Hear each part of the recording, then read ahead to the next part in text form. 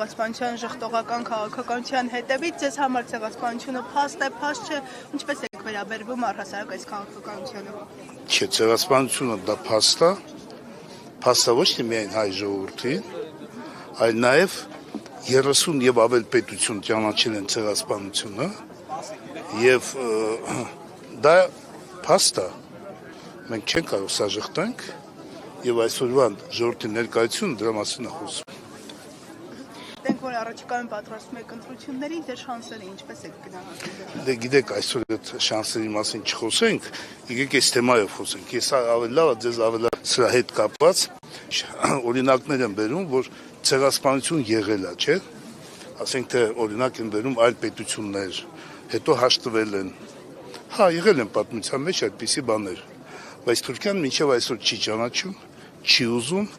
ավելին Ղարաբաղի այդ ինչ որ տեղի ունեցավ, դա այդ ցեղասպանության շարունակությունը այլ ձևով։ Եվ հիմա ինչ որ կատարում, ասենք թե Մեղրիի հետ,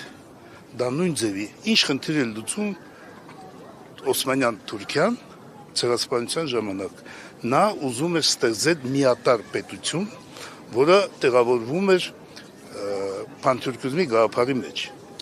Հիմա Ղարաբաղում մենք տեսանք նույն գաղափարի շարունակությունը, բայց այլ ձևով։ Հիմա խնդիրը դրված է նաև Սյունիքի եւ բանը, այնպես որ մոռանալ ցեղասպանությունը, որը շարունակվում է, դա հնարավոր չի ու դա չի բխում եւ անվտանգությունը չի ապահովում հայ ժողովրդի։